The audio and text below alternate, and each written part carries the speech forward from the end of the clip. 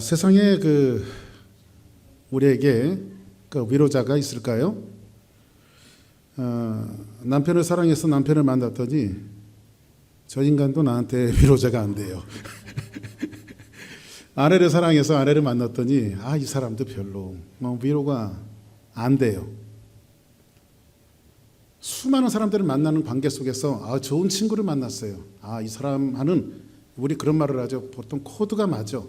이 사람이 내 옆에 있으면 나는 좀 행복하게 살 수 있을 것 같아. 근데 여지없이 오랫동안 교제하다 보면 흠이 보이고, 그리고 등 돌리면 우리는 뭐라고 이야기하죠? 배신자. 이렇게 얘기하면서 관계 속에서도 별로 위로가 되지 못해요. 자, 세상은 이렇게 위로자가 없습니다. 사람이 살아가는데 세 가지 큰 틀이 있어요. 세 가지 큰 틀이 뭐냐면요, 첫째로는 절대자와의 관계예요. 우리 기독교식으로 얘기하면 하나님과의 관계죠. 근데 안 믿는 사람들은 절대자와의 관계예요. 인간은 그리스도를 믿든지 안 믿든지 절대자를 찾아 나서는 존재들이에요. 안 믿는 사람들, 나는 무신론자야 이렇게 얘기하는 사람들도 그 심령을 열심히 들여다보면 신의 존재에 대해서, 그 신의 뿌리에 대해서 부인하는 사람이 그렇게 많지는 않아요. 언젠가 누군지 모르지만 신은 있다. 근데 우리에게는 그분이 하나님이신 것을 믿고 살아갑니다. 아멘. 특히 우리 이제 크리스천이라고 하는 우리들은요, 이런 걸 때문에 고민하죠. 나와 하나님과의 관계는 바로 세워져 있나? 하나님 나를 기쁘시게 여기실까? 하나님 앞에 나 혼나는 거 아니야? 이런 고민들이 우리에게는 날마다 있죠. 그래야 우리가 그리스도인 아닙니까? 그죠? 목사님 그런 고민 없습니까? 아니, 저도 있어요. 내가 정말 하나님 앞에 바로 세워졌는가? 내가 주의 뜻대로 살아가고 있는가? 내가 하나님 앞에 어떤 존재로 살아가고 있는가? 이것은 이러한 내 삶을 살피는 것은 여전히 나의 고민이에요. 지난 한 주간도 살아가면서 정말 이거 하나님 기뻐하실까? 하나님이 나라고 하는 존재를 기쁘게 보실까? 이렇게 절대자 하나님과 나와의 관계를 우리 그리스도인들은 늘 고민하며 살아갑니다. 이것이 첫 번째예요. 두 번째로는요, 나 자신과의 관계예요. 나와 나 자신과의 관계예요. 이런 거 여러분들 한번 생각해 봤습니까? 나는 왜 이 땅에 태어났을까? 나는 어떤 존재로 이 땅에서 살아가는가? 그리고 내가 진짜 제대로 지금 인생을 살아가고 있는 건가? 그죠? 내가 정말 제대로 인생을 살아가고 있는 건가? 이런 것들을 우리 끊임없이 나 자신에게 질문을 던지면서 우리는 1살, 2살 이렇게 또 먹어가요. 조그만 애들도 그런 생각 안 할 것 같죠? 애들도 다 생각해요. 응? 자기 자신과의 관계예요.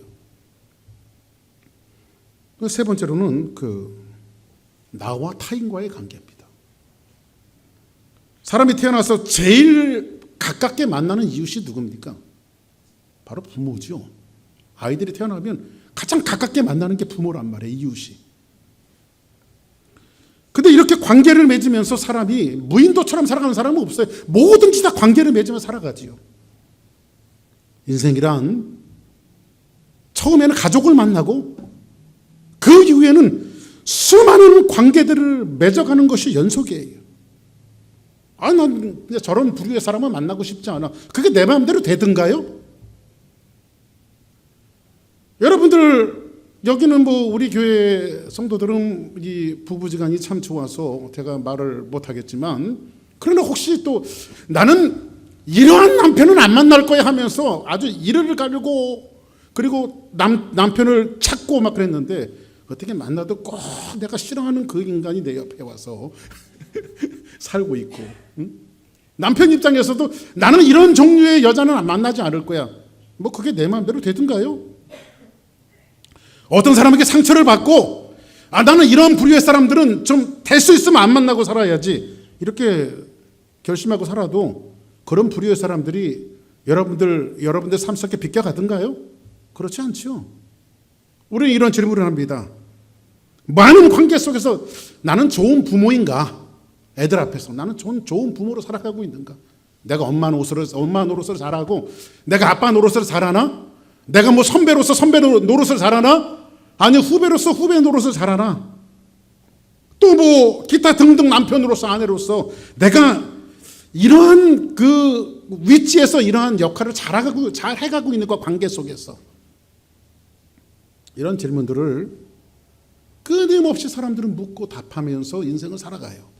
그 첫 번째는 뭐라고 그랬어요? 하나님과의 관계, 절대자와의 관계. 두 번째는 뭐예요? 나와 나 자신의 관계. 세 번째는 뭐라고 그랬어요? 나와 타인의 관계예요. 자, 그러면 제가 이런 말씀을 드리냐면 오늘 본문이 솔로몬이라고 하는 인생을 달궈내고 인생의 여정을 거반타 90% 이상을 살았던 솔로몬이 이 전도서를 성경에 남겨놓으면서 오늘 그 세 가지 질문 있잖아요. 절대자와의 관계, 나 자신과의 관계, 나와 타인과의 관계, 이 세 가지의 범주 안에서 질문을 던지고 받고 하는 그러한 것을 통해서 이 솔로몬은 어떤 결론을 얻어냈는가? 이게 굉장히 좋은 지혜죠. 그 솔로몬이 어떤 지혜를 얻어냈는가를 오늘 결론으로 우리에게 말씀해주고 있으니까 여러분들 귀를 기울이고 오늘 말씀을 잘 들으면 여러분들의 인생을 어떻게 개척하며 살 수 있는가를 정확하게 성경이 이야기해주고 있어요. 첫 번째로는 솔로몬이 자기 자신과의 관계입니다. 솔로몬과 솔로몬의 관계예요. 나와 나의 관계예요. 여러분들 보세요.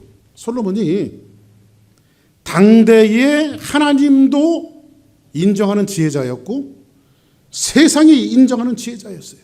이 사람이 얼마나 지혜가 뛰어났는지요. 요즘에 그 가장 핫한 아이돌 스타들이 BTS죠. 방탄소년단. 미국에도 떴다 하면요, 뭐 조그만 소녀들이요, 그 티켓 서로 사겠다고 막 난리가 납니다. 응? 어느 목사님들 모임에 갔더니 어떤 목사님이 종이를 하나 가슴에서 딱 꺼내요. 그래서 그게 뭐냐고 그랬더니 이게 BTS 우리 딸이 이걸 하도 원해서 이걸 내가 진짜 힘들게 구했잖아. 그래서 BTS는 공연을 다니지만 그 당시에 솔로몬은요 얼마나 지혜가 뛰어났는지요. 공연을 다니는 게 아니라 솔로몬을 보러 왔어. 세계 각지에서.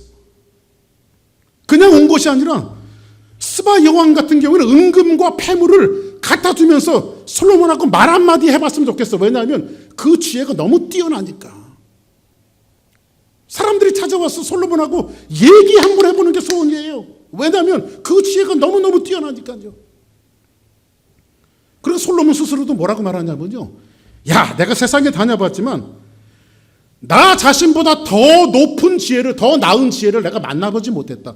그러니까 하나님도 인정하고 세상도 인정하고 자기 스스로도 나보다 더 유식한 지혜를 만나보지 못할 정도로 지혜를 다 가진, 부귀영화와 지혜를 다 가진 사람이 누구였어요? 솔로몬이었어요. 그러던 어느 날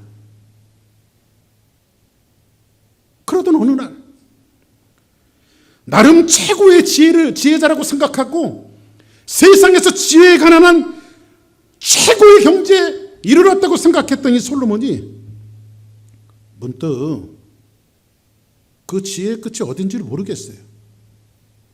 알아도 이게 끝이 없는 것 같아요. 가져도 끝이 없는 것 같아요. 마치 이런 거예요, 여러분들. 그런 느낌 있죠. 낯선 곳에서 낯선 아침을 맞이하는 듯한 그런 느낌을 받아요. 내가 지혜를 연구하고 가지고 알아봤는데 도대체 그 지혜의 끝은 어디인가? 얼마나 더 지혜를 섭렵해야 그 지혜를 다 가질 수 있는가? 이것을 솔로몬이 지금 고민하기 시작했어요. 그리고 깊은 절망감에 빠집니다. 성경 한번 볼까요? 뭐라고 말하냐? 내가 이 모든 것을 지혜로 시험하여 스스로 이르기를 내가 지혜자가 되리라 하였으나 지혜가 나를 멀리 하였도다. 여러분들 한 번씩 그런 경험 있죠? 아스팔트 있잖아요. 아스팔트에서 막 이글이글 태양이 타오를 때 아스팔트 좀 멀리 보면요, 신기루가 있잖아요. 물이 있는 것 같잖아요. 물이 저기 물이 있는데 막 뛰어가 보면요, 요놈의 물이 잡히지 않네. 계속 앞에 있어요. 그렇죠? 지혜를 잡으려고 지혜를 다 가졌다라고 생각해도 지혜가 점점 저 멀리 있는 거예요. 다 가졌다고 생각하는데, 솔로몬이요, 수많은 지혜서를 읽고요, 연구하고 지혜의 세계를 아주 탐닉했어요. 최고의 지혜 자리에 올라요. 최고의 경지에 올라요. 그러던 어느 순간에 무한한 이 세계 속에서 유한한 자신을 발견하기 시작해요. 그래서 성경은 뭐라고 말하죠?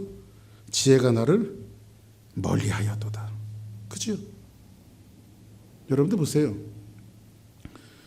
공부를 많이 하면 어설프게 공부한 사람들이 똑똑한 척하고 말 많이 하죠. 진짜 유식한 사람들은요, 말할 게 없어요. 왜냐하면 왜 그런지 아십니까? 공부를 하면 할수록 어려워요. 이게 공부를 하면 할수록 어려워요. 저는요, 목회를 30년 지금 넘게 하잖아요, 제가.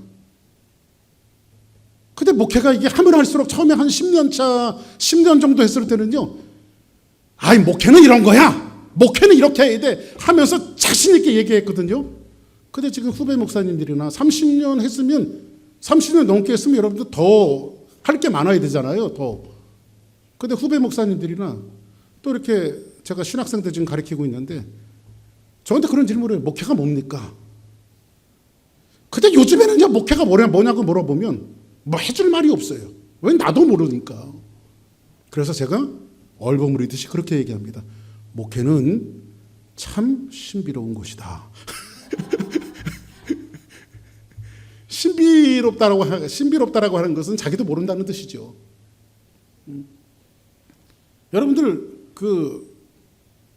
우리 교회도 이제 박사학위 가지신 분들이 계시지만 좋게 얘기할 때는 거기에 대한 전문가지요. 전문가. 그러나 조금 나쁘게 얘기할 때는 그 분야의 박사학위를 준다는 것은 너는 그것만 안다 이거죠. 다른 쪽은 모르죠. 그죠? 뭐 우주공학 알아요? 신학 알아요? 저를 목회 이렇게 하고 있는데 저보고 뭐 태양계 연구를 위한 논문 이렇게 쓰라 그러면 지구를 떠나야지요, 저는. 그죠? 모르죠. 사람이 아무리 연구한다고 해도요, 요즘 지금 지구가 태양계로 돌고 있잖아요. 수많은 별들이 있는데 그 태양계 바깥에 태양계만한 그 우주들이 얼마나 많아요. 그죠? 근데 그걸 사람이 계산할 수 있습니까? 이거 자꾸 연구하면 연구할수록 모르는 게 더 많아요, 이게요. 신비로운 거죠.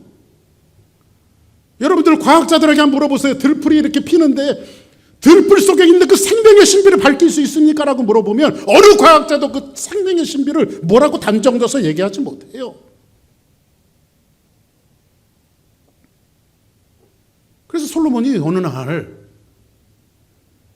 세계의 최고의 지혜자며 하나님이 주신 지혜자며 사람들도 자기의 지혜를 감탄할 만큼 지혜자며 자기 자신도 세상의 수많은 사람들과 접해봤지만 나 같은 지혜자가 없다라고 인정할 정도로, 나보다 더 나은 지혜자를 만나보지 못했다고 인정할 정도로 경제 이른 지혜자였지만 어느 날 갑자기 세상을 바라보니 많이 아는 것 같았는데 많이 몰라. 자기가 너무 모르는 게 많은 거예요, 이게요. 나 자신에 대해서. 교회도 마찬가지인 것 같아요, 여러분들. 교회가 뭡니까? 교회 신비로워요. 어떤 교회가 부흥합니까? 목사님 설교를 잘하면 부흥합니다. 근데요, 사실 이렇게 보면요, 어느 교회 가보면요, 목사님들이 설교하시는 거 보면 뭐 복음을 말씀하시는 건데 그래도 이제 딜리버리 측면에서는 잘하는 분이 있고 좀 약간 좀 떨어지는 분이 있잖아요. 이건 어떤 목사님이 설교를 잘하고 못하고를 떠나서 딜리버리 기능이니까요. 근데 뭐 딜리버리도 별로 잘하는 것 같지도 않은데 교회가 막 사람들이 모여들어.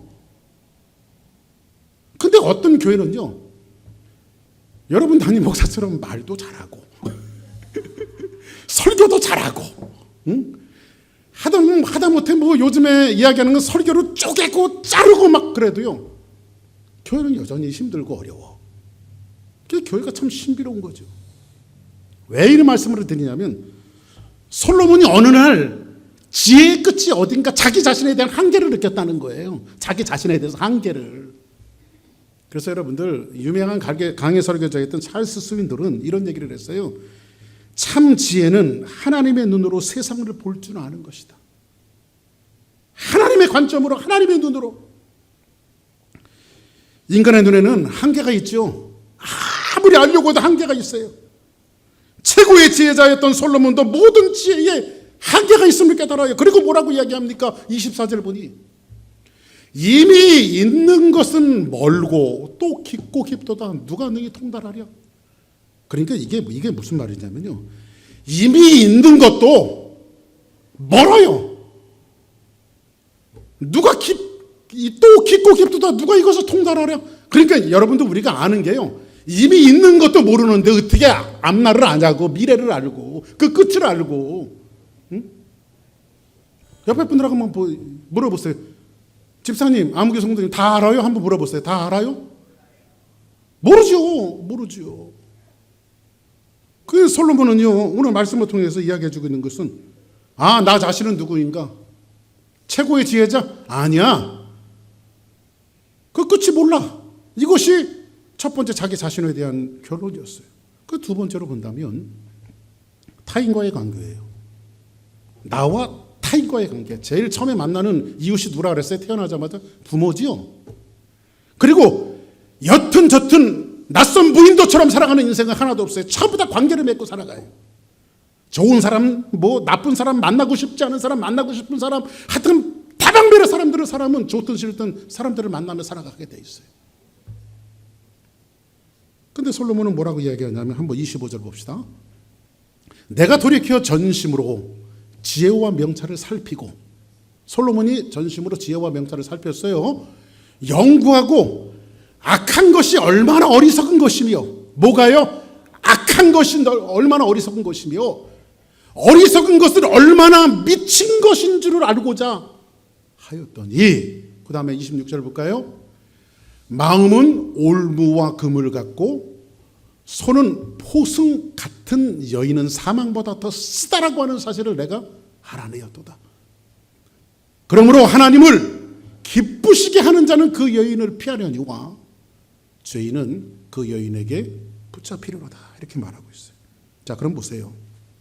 솔로몬이 모든 관계 속에서 오는 모든 관계들을 섭렵하고 알고 깨달았지만은, 모든 관계가 나에게 안겨주는 것은 쓴뿌리만 남겼다 이거예요. 이 말을 솔로몬이 여기서 여인이라고 하는 표현을 했는데, 인간적인 여인일 수 있으나 솔로몬이 인생살이 동안에 겪었던 어떤 한 토막을 이야기해주고 있는 거예요. 성경에 보니까 솔로몬이 어떻게 살아왔는지 보실까요? 한번 봅시다.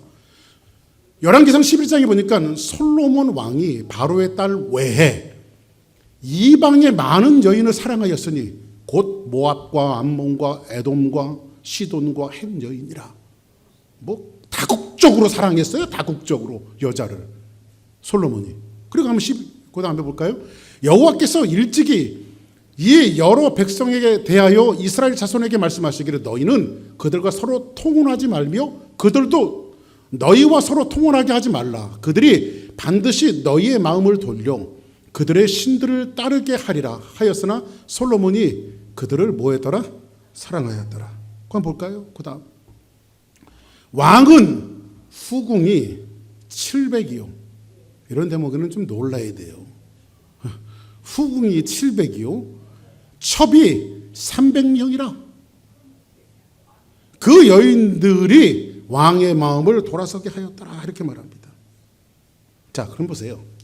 여러분들 이 말씀을 볼 때, 솔로몬은 굉장히 여성의 성을 밝히고 성을 탐닉하는 남자였구나, 이런 식으로 오해해서는 안 돼요. 뭐 그런 것을 이야기하는 것이 아니에요. 성적인 탐닉을 이야기하기 위해서 여기 말씀을 이야기하는 게 아니에요. 오늘 솔로몬이 오늘 이 말씀을 통해서 이야기해 주고 있는 것은 뭐냐면, 솔로몬은요 다양한 문명권에 있는 많은 여자들을 얻어서 뭐를 했냐면 지혜를 탐닉했어요.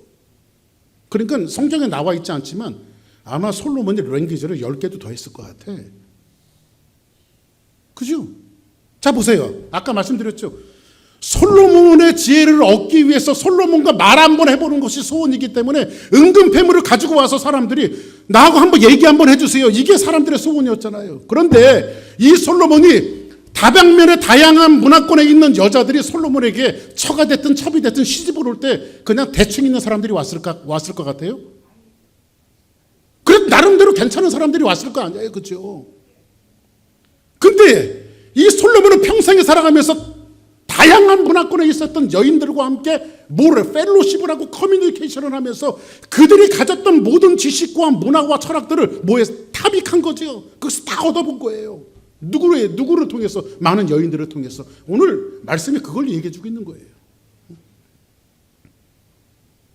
사실 시브리 사람들은요 이방 여인들과 통혼을 금지했습니다.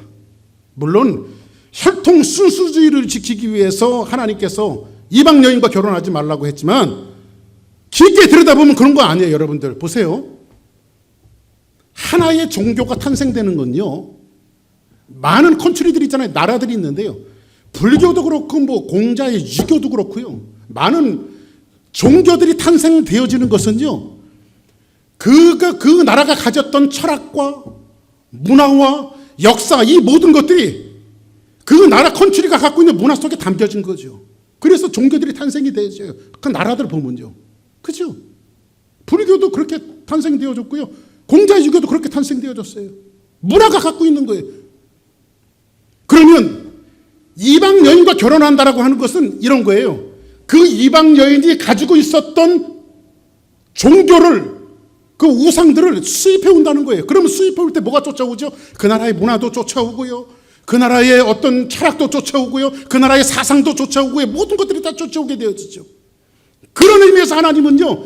이방 여인과의 통혼을 금지한 거예요. 왜냐하면 하나님 외에 다른 신이 없으니까. 이게 지나친 혼합주의거든요. 야훼 종교, 하나님의 종교에 다른 것들이 혼합되어지기 시작하면 그때부터 그 이후로 어떻게 됐어요? 나라가 반토막이 나잖아요. 결국은 패망이잖아요.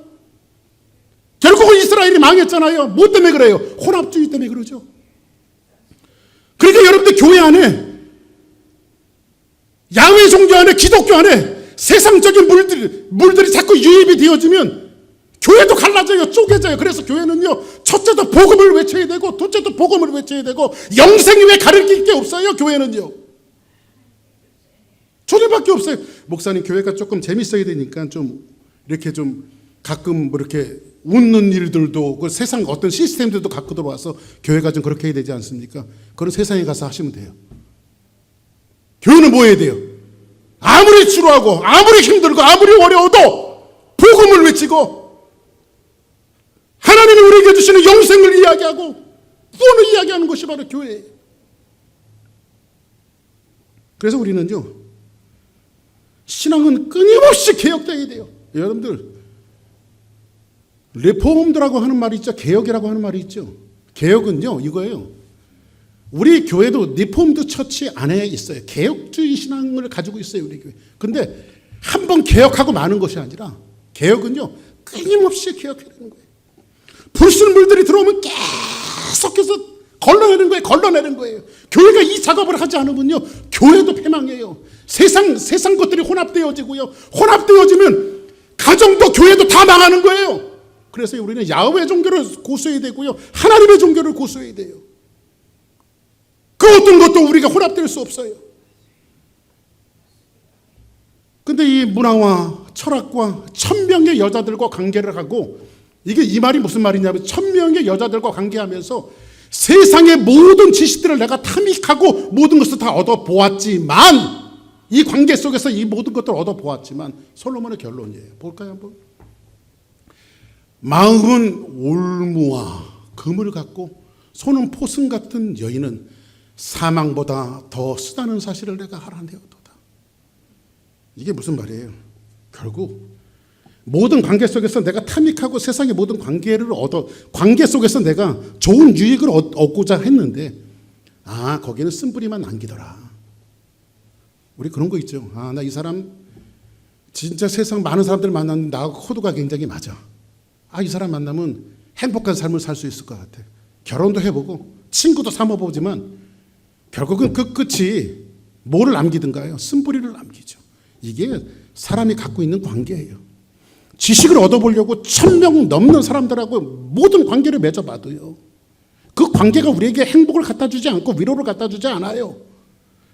자, 이쯤 되면 자기 자신과의 관계, 사람과의 관계 속에서 솔로몬은 어딘가 자기의 발길을 돌려서 절대자를 찾아 나섭니다.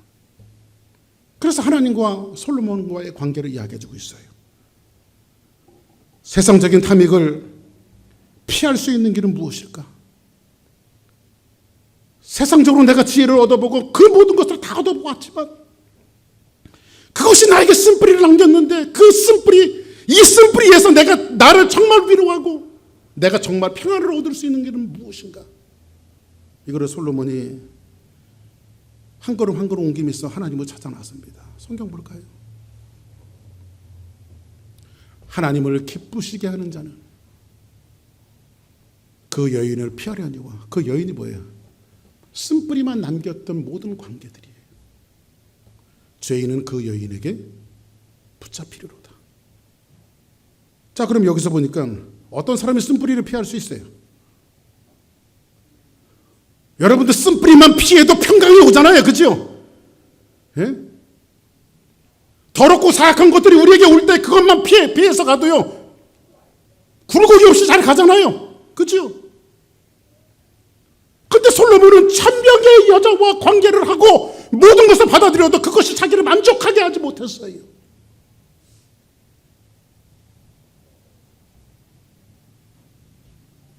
여기서 하나님을 기쁘시게 하는 사람이라고 말하는데, 기쁘시게 한다라고 하는 것은 이런 뜻이에요. 참된 유익이 뭔 줄 아는 자. 정확하게 이야기하면 그거예요. 하나님의 은혜를 입은 자.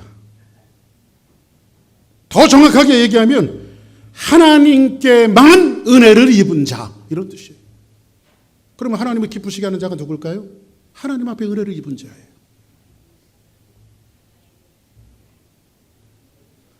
하나님께 은혜를 입은 자는요, 세상의 탐닉 앞에서 세상의 탐닉을 피할 수 있고, 은혜로 알지 못하는 자는 탐닉에 빠질 수밖에 없어요. 여러분들 보세요. 잘 한번 들어보세요.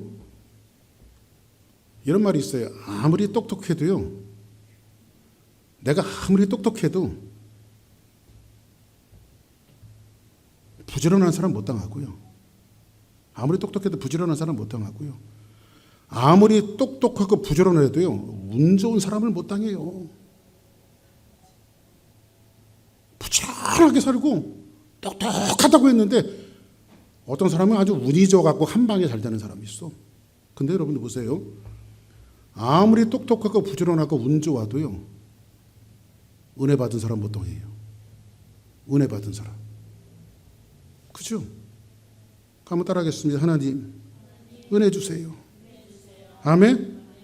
그 대표적인 사람이 누구죠? 요셉이죠. 요셉은요, 세상이 요셉을 무너뜨리려고 그랬어요. 물 없는 웅덩이에도 집어넣고요, 감옥에도 집어넣고요, 노예로 팔아버리기도 하고요, 세상이 군박하며 요셉을 억압했지만 하나님이 요셉에게 은혜를 주시니까 요셉을 당할 자가 없어요. 성경 한번 보실까요? 뭐라고 말하고 있어요?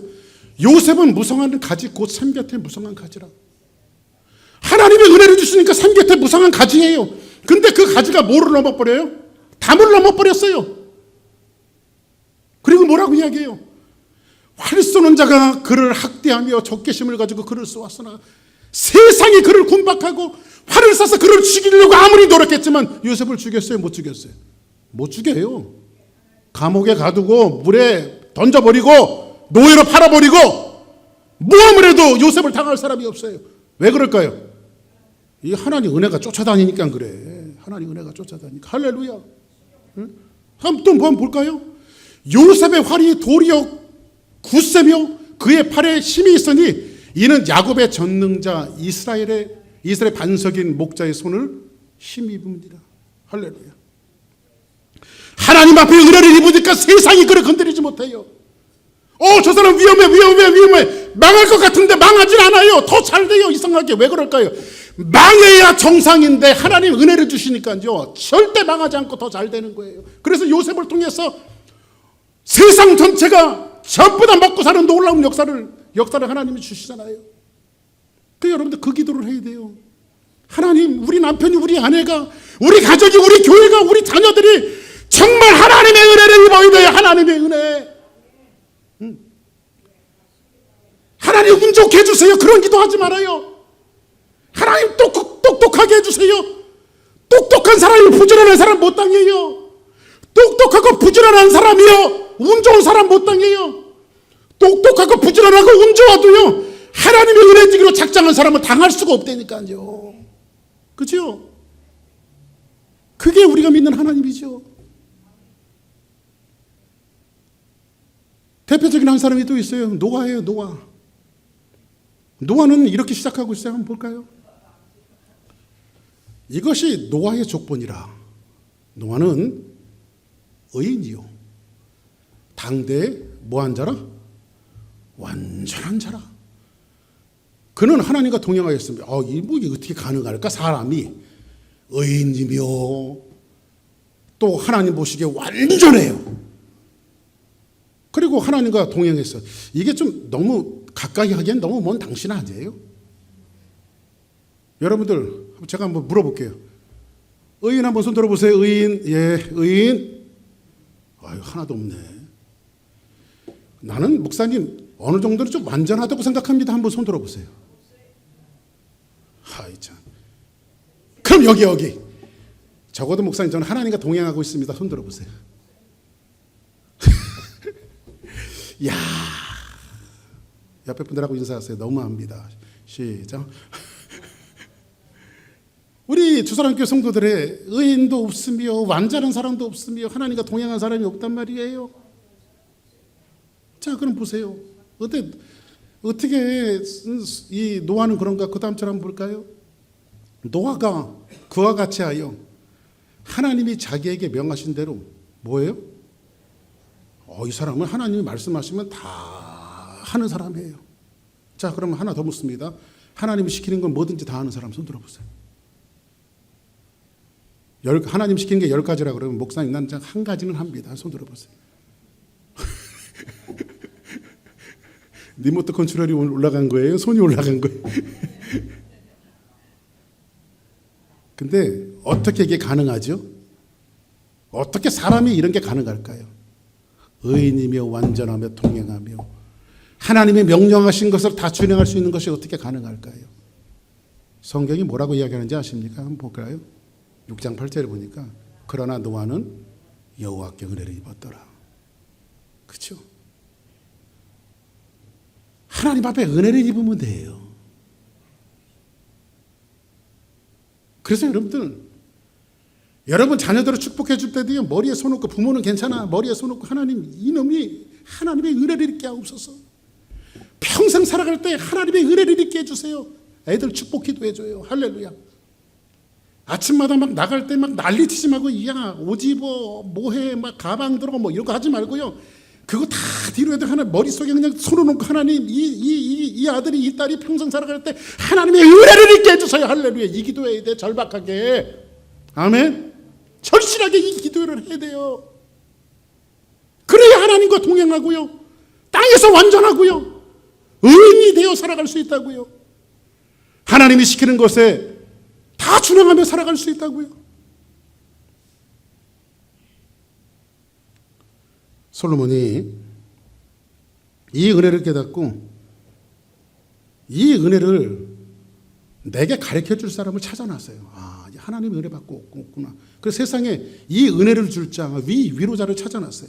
27절 한번 볼까요?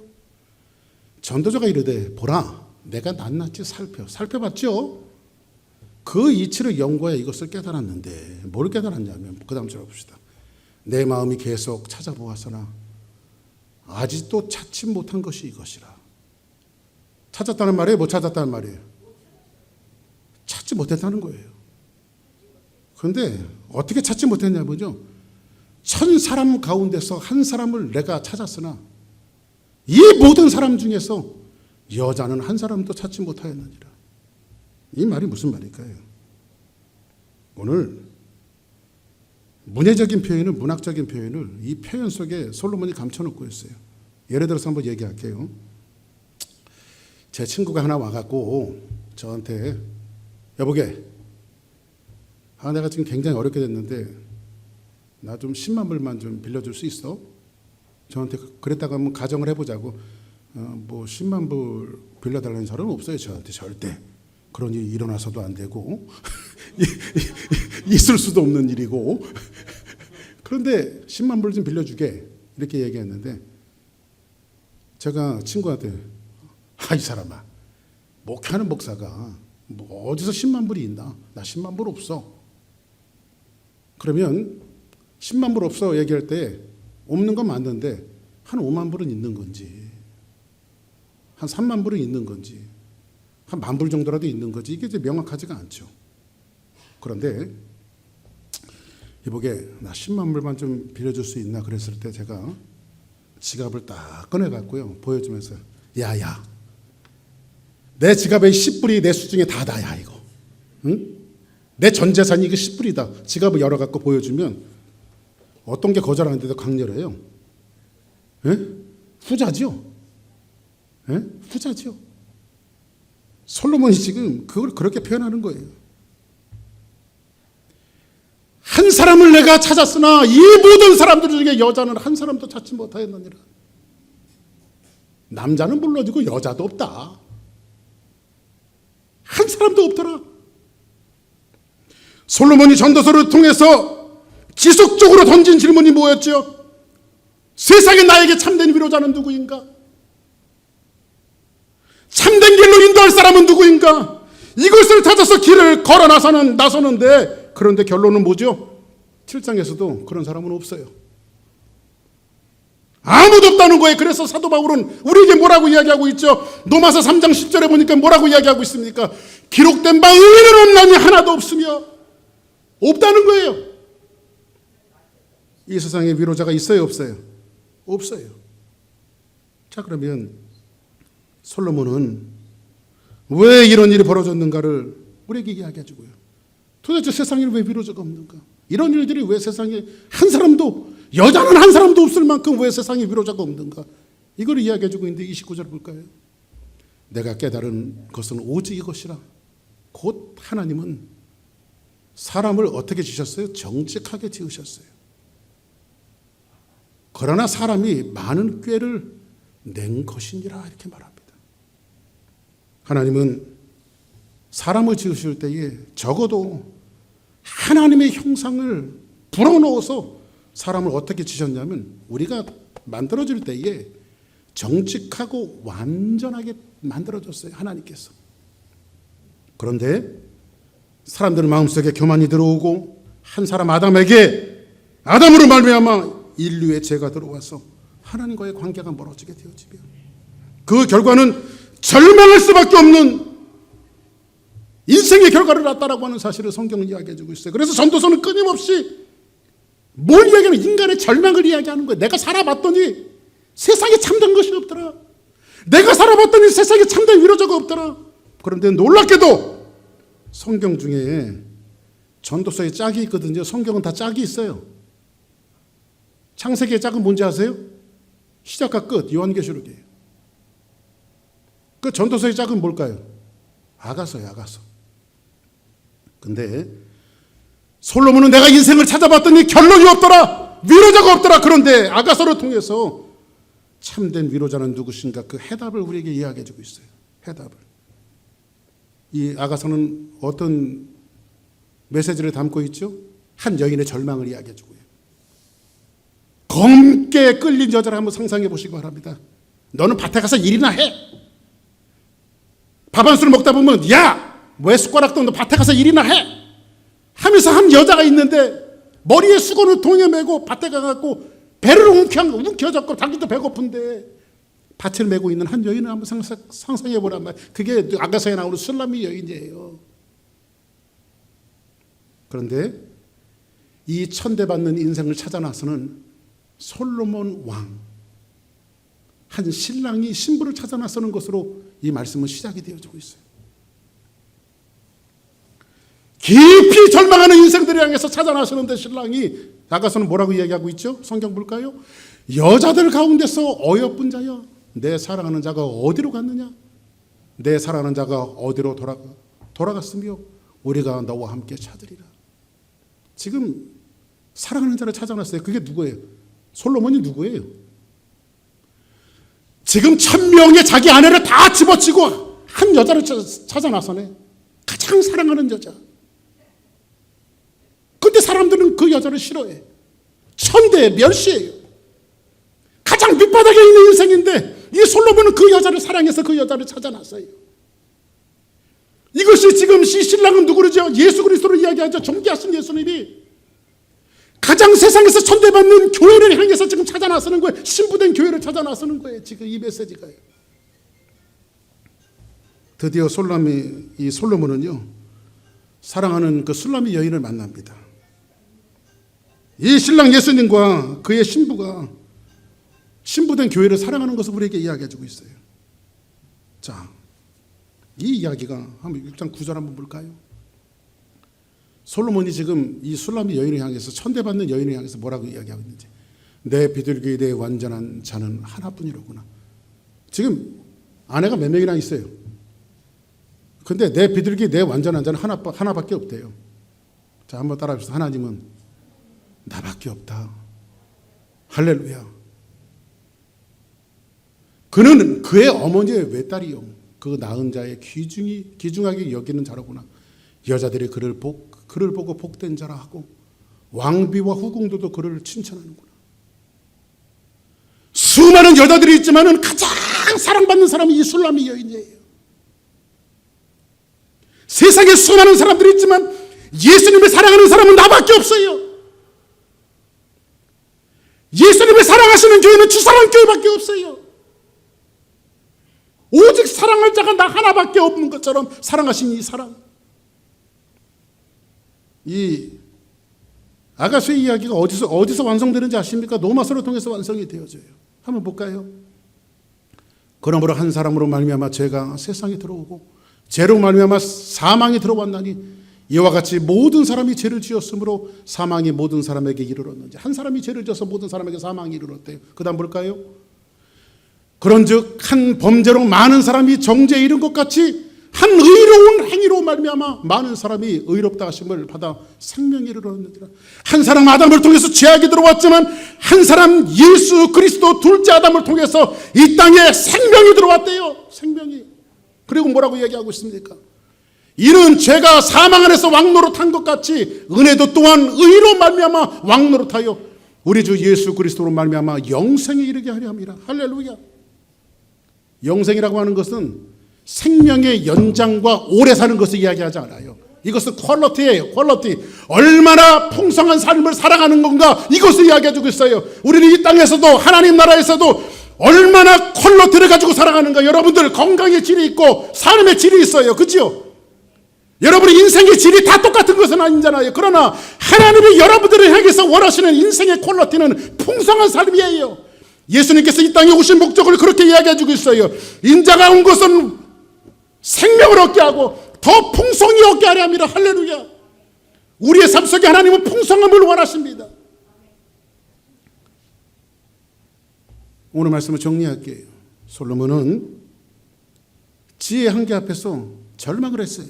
깊은 절망을 합니다. 수많은 여인들을 통해서 탐닉하면서 모든 지혜와 모든 세상의 쾌락을 얻어보았지만 그것이 사망보다 더 쓴뿌리라고 하는 사실을 솔로몬이 알게 되어져요. 하나님의 은혜를 입지 못하면 쓴뿌리에서 벗어날 수 없어요. 다시 한번 이야기합니다. 우리가 믿는 하나님의 은혜를 잊지 못하면 쓴뿌리에서 벗어날 수 없어요. 이 땅에서 우리는 은혜를 가져둘 자가 있는 것 같습니까? 너무 잔인하게 여러분들 이야기하는 건지 모르지만 여기에 말씀을 전하는 박 목사가 여러분의 위로자가 되지 못해요. 여러분 남편도 아내도 여러분 부모도 여러분 자녀들도 그들이 다 여러분의 위로자가 되지 못해요. 거기서 위로를 얻으려고 하면 남는 것은 죽음보다 사망보다 더 큰 쓴뿌리를 얻어요. 진정한 위로자가 누굽니까? 이 끊임없는 질문을 하다가 솔로몬은 우리를 복음 앞에 보내고 예수 그리스도 앞에 보내고 있어요. 뭐라고 이야기하죠? 첫째 아담을 통해서 깊은 신음을 하고 죄가 세상에 들어왔지만 둘째 아담이신 예수 그리스도께서 이 땅에 오셔서 우리에게 생명과 풍성한 삶을 주셨다고 말하고 있어요. 그래서 솔로몬은 절박한 마음으로 이 한 사람, 그래서 솔로몬은 아마 무릎을 꿇고 하나님 앞에 통곡하며 기도했을 거예요. 주님밖에 없습니다. 예수님밖에 없습니다. 하나님, 세상의 해아래서는 참된 위로자가 없고 나를 정말 위로할 수 있는 분은 내가 믿는 하나님 한 분밖에 없습니다. 이거를 지금 솔로몬이 고백하고 있는 거예요. 오늘 말씀을 통해서요. 참된 위로와 소망은 예수님 한 분뿐입니다. 아멘. 해 아래는 참된 위로자가 있어요, 없어요? 솔로몬이 찾아봤으면 있대요, 없대요? 없어요. 그래서 하나님은 우리가 전폭적으로 하나님 앞에 기도해야 될 것은 뭐죠? 매일매일 정말 절박한 심정으로. 사랑하는 여러분, 오늘 여러분들은 잠을 잘 거예요. 그리고 내일 아침에는 눈을 뜨겠죠. 눈 뜨면서 이런 고백을 해보세요. 하나님, 오늘도 내가 살아가야 되는데 정말 하나님의 은혜의 옷을 입지 않고는 오늘도 살아갈 수 없습니다. 하나님, 내게 은혜 주세요. 내게 은혜 주세요. 이 절박한 삶의 몸부림이 매일매일 여러분들의 삶 속에 되어질 때에 하나님의 은혜가 여러분들을 덮고 하나님은 여러분들의 위로자가 되어서 여러분들의 인생의 삶이 복된 인생으로 살아가기를 주의 이름으로 간절히 축복합니다.